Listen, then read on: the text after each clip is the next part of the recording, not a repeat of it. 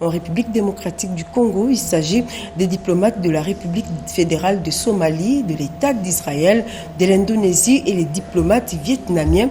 Le résumé de la réception de toutes ces lettres de créance avec Guilhem Kabalundi.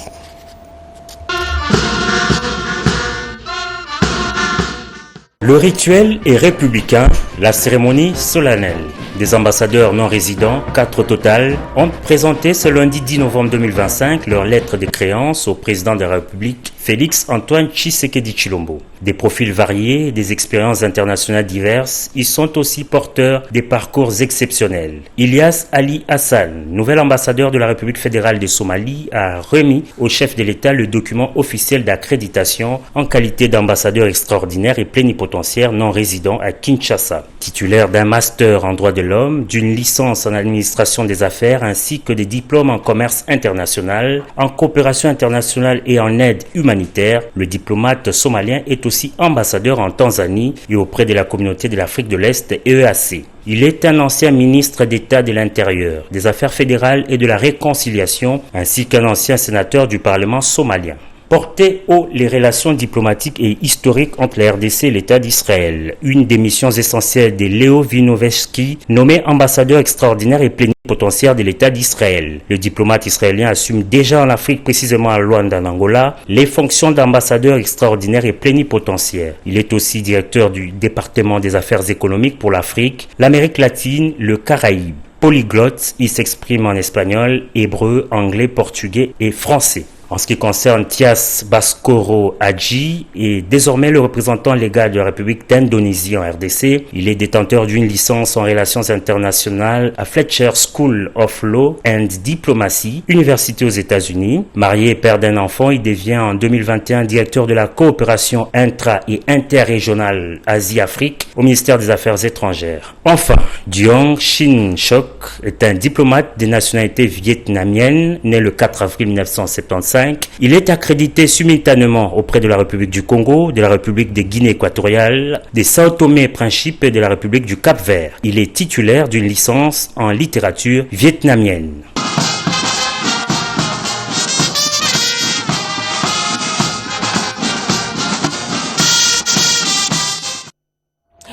Entre crise politique et quête de justice, la première ministre Judith Suminwa multiplie les fronts, soutien aux institutions provinciales fragilisées et reconnaissance des génocides congolais, deux combats au cœur de son agenda pour la stabilité et la dignité nationale. À propos, elle a échangé avec les présidents des assemblées provinciales ainsi que le ministre des Droits humains. Reportage Emmanuela Commissaire, Chimène Dondom et Joe Koukou. Le gouvernement Suminwa est à l'œuvre pour assurer la stabilité et le bon fonctionnement des institutions provinciales. La première ministre Judith Suminwa Tuluka a reçu ce lundi une délégation des présidents des assemblées provinciales. Au centre des échanges, la crise au sein des organes délibérants de province, la gouvernance générale et les arriérés des salaires.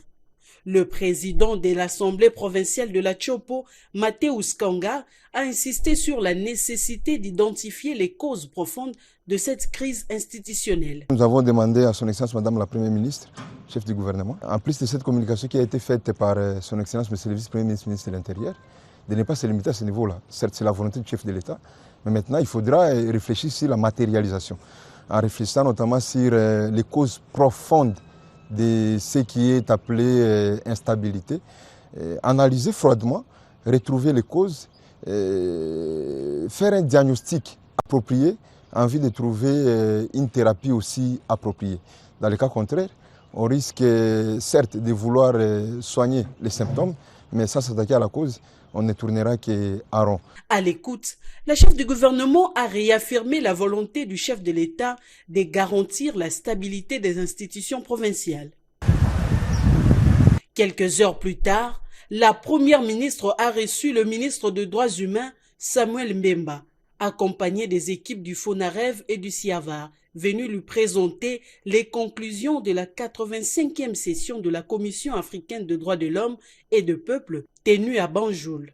La commission a condamné les crimes graves commis en RDC et reconnu les actes de génocide perpétrés contre certaines communautés. Je suis venu les lui remettre pour que par la suite, elle puisse voir comment les transmettre à son Excellence, Monsieur le Président de la République, qui est le concepteur et celui qui a mis en place le plaidoyer pour la reconnaissance du génocide. Judith Suminwa Tuluka a salué cette reconnaissance et réaffirmé l'engagement du gouvernement à œuvrer pour la vérité, la justice et la réparation en faveur des victimes. La ministre du Genre, de la Famille et de l'Enfant, Micheline Ombaye, a ouvert le travaux de l'atelier décisif des validations finales du deuxième rapport étatique périodique sur la mise en œuvre du protocole de Maputo en République démocratique du Congo. Ces travaux marquent un engagement fort de la RDC pour renforcer les droits des femmes et améliorer l'accès à la santé sexuelle et reproductive. Reportage Toto Sungo. La République démocratique du Congo avance sur le chemin de la promotion des droits sexuels et reproductifs. Organisé par l'AIPAS, un engagement traduit à Kinshasa à travers cet atelier stratégique qui a réuni plusieurs parties prenantes autour de la validation du rapport sur la mise en œuvre du protocole de Maputo. La ministre du Genre, Famille et Enfants, Micheline Ombaye, a ouvert les travaux en saluant cette étape majeure. Je m'engage aux côtés du ministère des Droits humains à veiller personnellement à la soumission officielle et à la défense de ces rapports devant la dite commission jusqu'à son aboutissement complet. Le rapport dresse un état de lieu des avancées notables, mais aussi des défis persistants, notamment sur l'accès des femmes aux soins de santé sexuelle et reproductive. La RDC a également adopté des stratégies nationale sur la masculinité positive, la participation politique des femmes et la budgétisation sensible au genre. AIPAS RDC réaffirme son engagement à accompagner les autorités nationales dans cette phase en apportant son expertise technique et en soutenant les efforts de plaidoyer pour une meilleure appropriation du protocole de Maputo. Avec une approche multisectorielle et participative, cette initiative entend poser les bases de politiques publiques plus exclusives et centrées sur les droits des femmes. L'ouvrage de réflexion africaine sur la construction de la paix a été porté sur les fonds baptismaux par le professeur ordinaire Gilbert Kishiba Fitula, recteur de l'université de Lubumbashi et président de la conférence des Les Sourcils au Katanga. Reportage. Réflexions africaines sur la construction de la paix. Ouvrage rédigé sous la direction d'Emmanuel Banewe Cizé et dédié à peine présenté au public en la salle Muteta de la faculté de médecine de l'université de Lubumbashi par le professeur ordinaire Gilbert Kishiba, recteur de l'université de Lubumbashi. Je ne cesserai de rendre hommage et renouveler ma loyauté au commandant suprême des forces armées et de la police, son Excellence Félix-Antoine Tshisekedi Tshilombo, président de la République, chef de l'État. Subdivisé en 6 parties avec ses 187 pages, l'ouvrage traite de matières telles que la théorie de la guerre juste à l'épreuve de guerre asymétrie, entre péril et survie de l'histoire, le tragique de la mémoire, armée, politique et drames sociopolitiques en Afrique contemporaine, pour ne citer que cela. L'avenir de la paix dans les sociétés affrontées, confrontées par les insurgences des conflits armés, dépend de la capacité de leurs membres à penser collectivement et à mettre au point une stratégie intégrée où l'anticipation rationnelle guide l'usage des moyens militaires, mais où également la finalité demeure la construction de la paix positive. Signalons que cette riche cérémonie a connu la participation du président de l'Assemblée provinciale du Haut-Katanga, des généraux des armées, de recteurs et directeurs généraux, des hauts officiers supérieurs et tant d'autres. Invités de marque. Les forces armées de la République démocratique du Congo ne décolèrent pas et mettent en garde Thomas Lubanga. C'est intolérable la barbarie posée au site des déplacés de Kingonza à Bunia, en Ituri, par les éléments de la CRP de Thomas Lubanga, alliés du M23 hébergés dans ces sites. L'armée prévient et rassure que des actions de grandes envergures vont se poursuivre contre ces renégats. Reportage Ericas. Ces images en fumée et feu n'augurent pas le feu d'icône réalisé à l'extérieur et destiné au chauffage, mais plutôt il s'agit de l'incendie du site de déplacés de Kigonze orchestré par les éléments de la milice CRP de Thomas Lubanga, alliés d'M23. Le jeudi, des miliciens ayant trouvé refuge dans ces lieux hautement protégés par les droits internationaux humanitaires, a indiqué le lieutenant Jules Ngongo Chikoudi, porte-voix de l'armée loyaliste à Ituri. Tous les éléments de la CRP qui ont fui le rouleau compresseur de forces armées au niveau de Nyamamba, qui se sont réfugiés dans le site de déplacés. Parce que là, c'est clair. Partout où vous êtes, nous allons vous arrêter.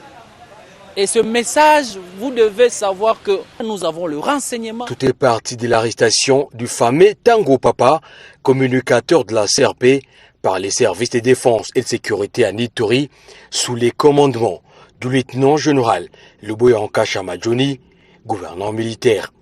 Ces miliciens de la CRP enregistrés sous l'identité des déplacés des atrocités d'Injougou dans ces sites manifestent également et réclament la libération de leur fameux Tango Papa, servomoteur de la CRP pour les forces armées.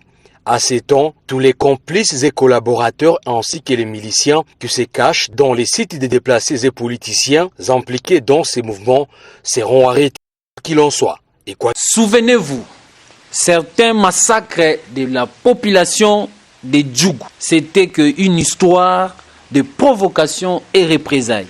Certains éléments des groupes armés Zaïre, en provenance de sites de déplacés, ils allaient s'attaquer à la population civile. Et la suite, c'était quoi? Le représailles dans le site des déplacés. Nous devons mettre fin à cette histoire. Rappelons que, lors de plusieurs bouclages menés par les forces de défense et de sécurité, plusieurs effets militaires, armes et munitions avaient été découverts dans ces sites. Le plus récent cas, spectaculaire, est la découverte d'une cache d'armes appartenant à la milice CRP tout près du site des déplacés de Nyamoussassi. Restant toujours dans cette partie du pays, l'instauration de l'autorité de l'État passe par la neutralisation des groupes armés, ont reconnu les députés nationaux Daniel Ouyewa et les autorités provinciales de l'Ituri. Ces derniers ont amorcé conjointement une campagne de sensibilisation auprès des milices d'autodéfense qui continuent à déposer leurs armes. Après Nizi, nous vous proposons l'étape des Banya-Likilo. Le député national Daniel Ouyewa et son équipe de sensibilisation ont marqué encore quelques points importants ce lundi 10 novembre 2025 à Pluto, au centre de négoce du secteur de Banyali Kilo, territoire de Djougou, à 90 km de Bunia, le chef-lieu de la province de l'Ituri. Lors d'un meeting populaire, des miliciens d'autodéfense ont répondu favorablement à l'appel pressant du député Ouyewa. Ils ont remis volontairement 13 armes AK-47, 2 revolvers, une importante quantité de munitions et plusieurs effets militaires.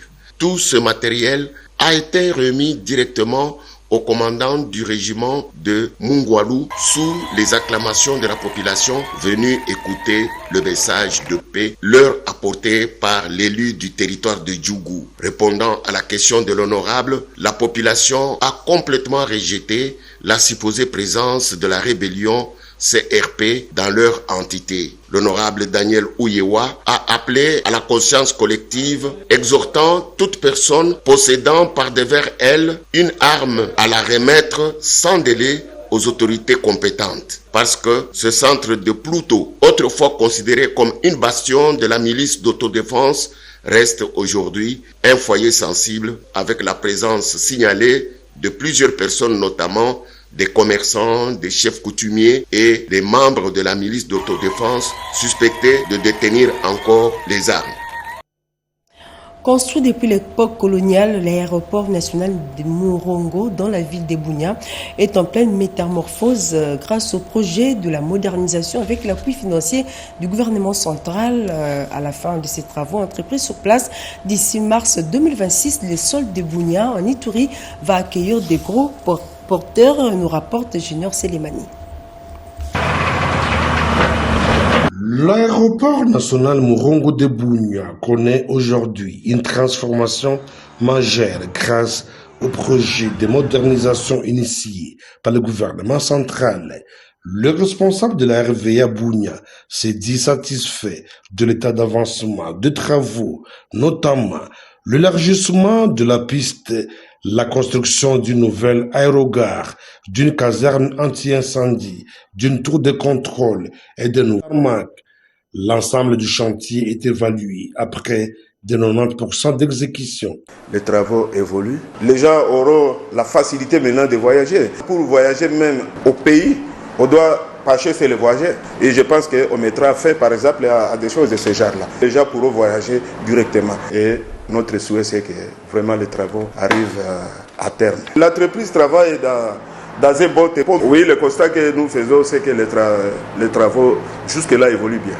Remarquable du gouverneur de la province. D'ailleurs, lui-même, il est maître d'ouvrage délégué.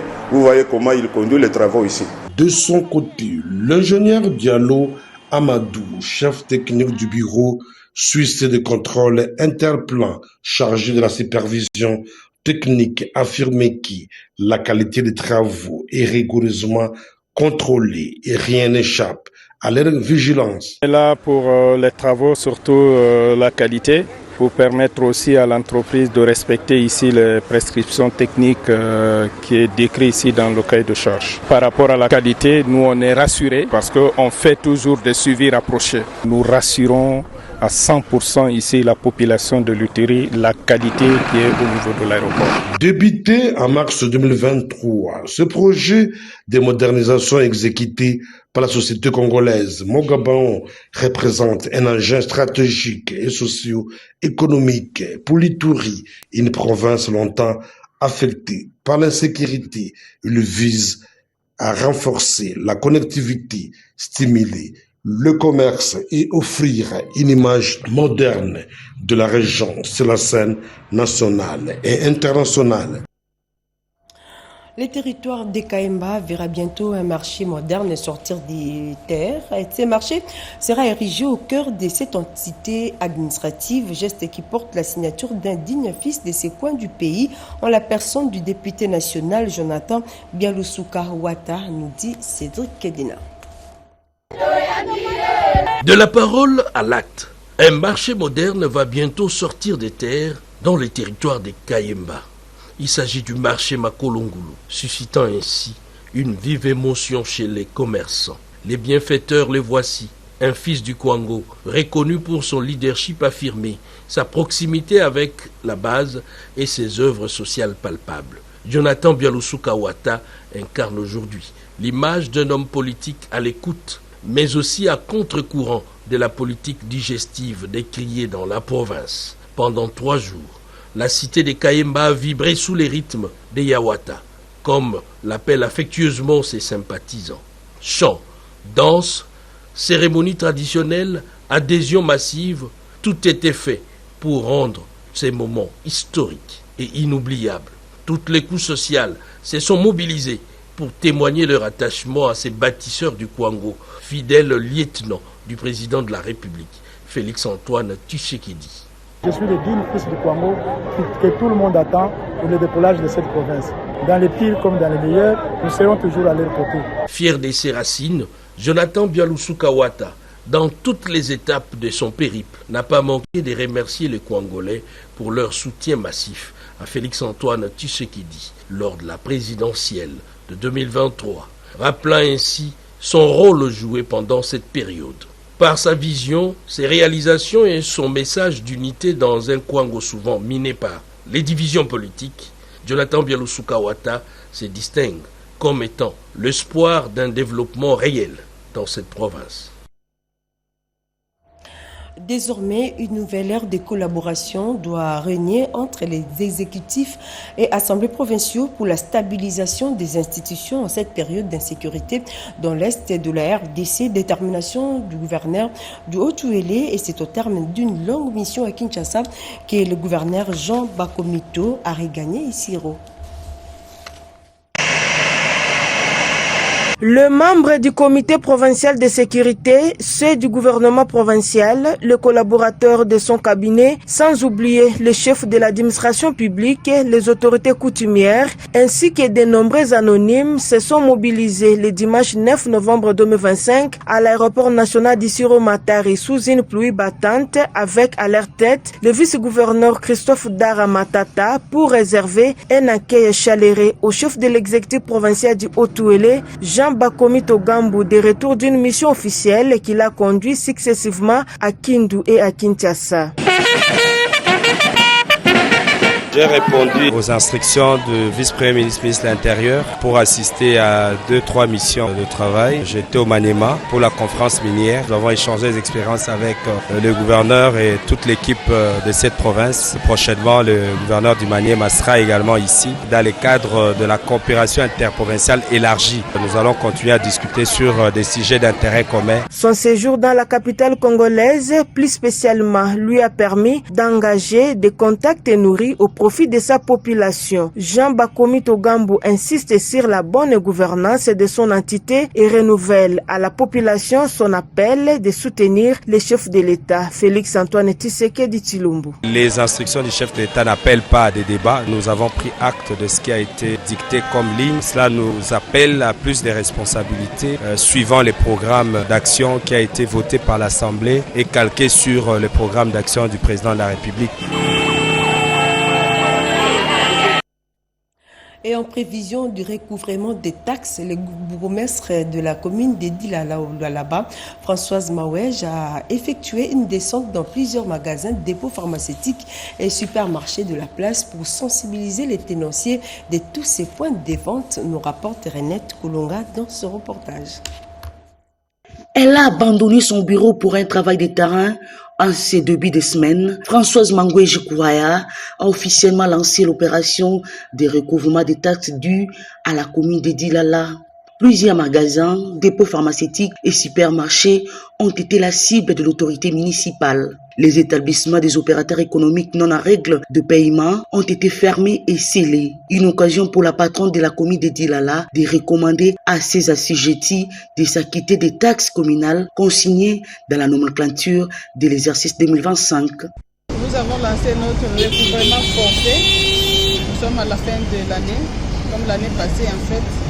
Et aujourd'hui, on a décidé avec toute mon équipe de descendre et recouvrer nos taxes dues à la commune. Nous avons laissé l'échéance et puis les communiqués passés, la sensibilisation. Maintenant, nous sommes à l'étape de recouvrer nos taxes. Cette fois-ci, on ne va pas vous accepter de payer le montant principal, mais vous serez obligé de payer aussi le pénalité. Il est important de noter que ces taxes vont permettre à cette entité locale de se doter des moyens de sa politique pour son développement. Une opération de grande envergure qui va s'étendre sur toute la municipalité de Dilala jusqu'à la fin du mois de novembre. Ne dit-on pas, payer ces taxes, c'est aimer son pays. Le vice-ministre de l'Éducation nationale et Nouvelle Citoyenneté, Théodore Kazadi Mouaïla, est allé à la rescousse des familles victimes des pluies diluviennes qui ont causé des dégâts matériels importants dans la cité de Kamouécha le lundi dernier. Reportage Lydia Fouamba.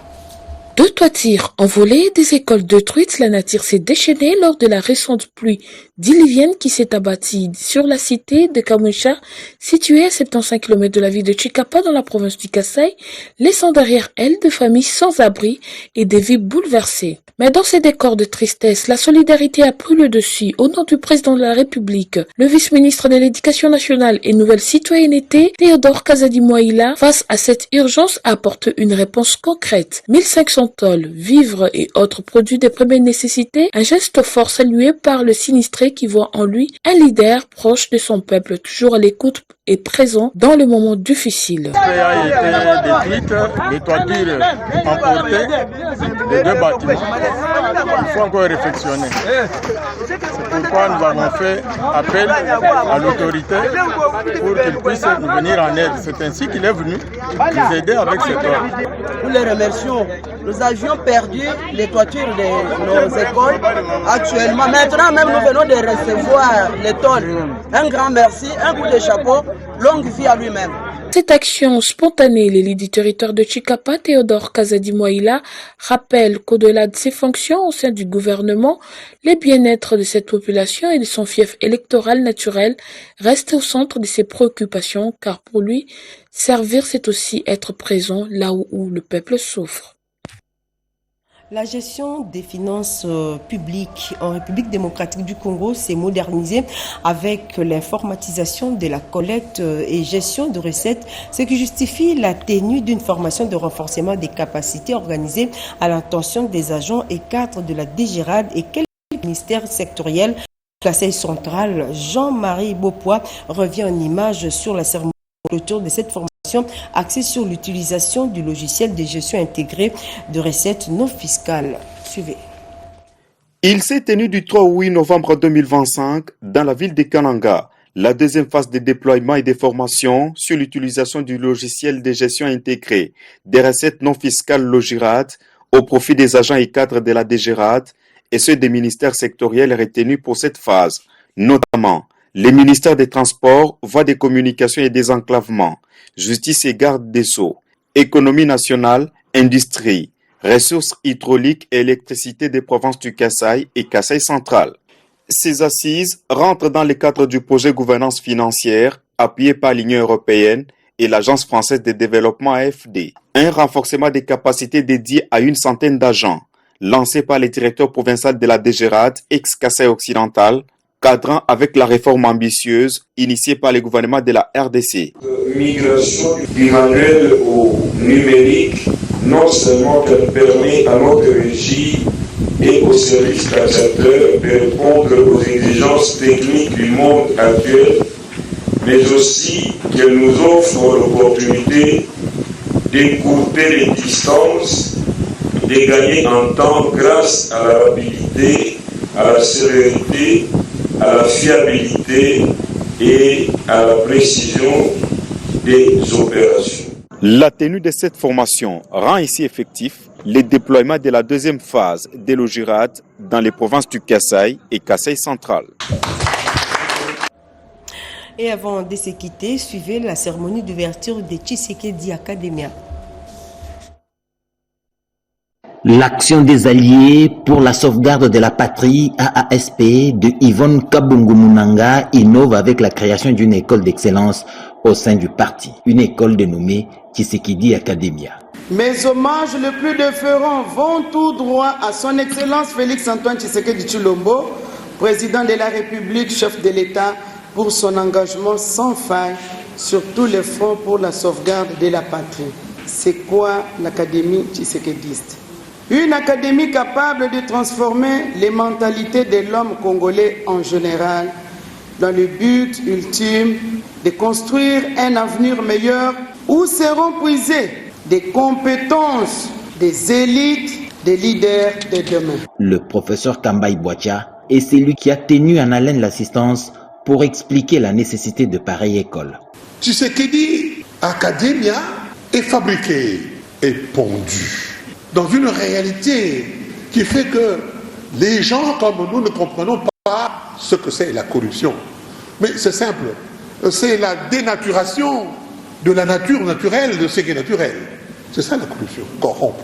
Un discours qui a mis tout le monde d'accord sur la nécessité d'une école d'excellence afin de former à la hauteur des défis. Le professeur André Mbata Batukumesu, secrétaire permanent de l'Union sacrée de la Nation, a pris la parole pour promouvoir le savoir au lieu de l'avoir, comme Etienne Tshisekedi Wamulumba en avait fait la preuve. C'est vraiment très important que les partis politiques aient une école du savoir.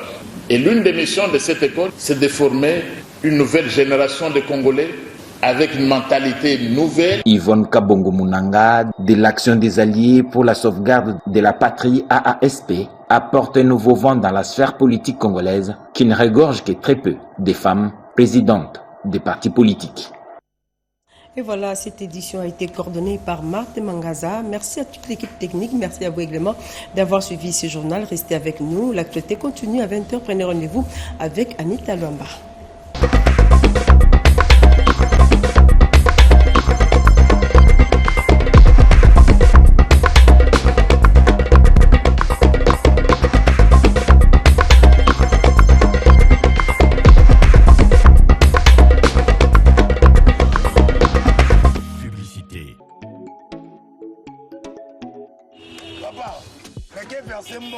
Yo, la banque, la Moussalani. Faute de connaissance. Equity PCDC a soumis biso population. Na Moussalani yo soto mona mike. Na kogi pe obomba mbongo nanga na compte libanga. Ah papa, kuja na compte na banki. Esa pona bamvama. Papa na ngai. Compte libanga eza pona biso bata misala mike. Tulanga nini? Nini? Avantage na compte libanga Equity PCDC. Ko fongola yango ofele. Carte ofele. Nyoso ofele na ofele. Atika lelendo. Compte libanga ya Equity BCDC. Batu nyoso basi bayebi yango pe bafongoli yango. Ah merde. Aussi singa lolendo Papa oyoki. Compte libanga ya Equity BCDC. Eza pona batu nyoso. Bachayer, même bakwado lokwa yo. Tout le monde. Asala misala mike. Compte libanga. Merci maman. Eh oui, compte libanga ya Equity BCDC et yena mission sociale ya makasi. Yako pesa ba service bancaire na ba oyo bazalaka na ba compte te. Fungoli compte na yo, nyonso eza ya ofele. Pe okosala na ba application ofelema. Ata connexion eza te, okobeta étoile 420 dièse. Lobité, lelo. Fungola compte libanga ozo ba avantage Kuba. Equity BCDC, la banque la plus inclusive.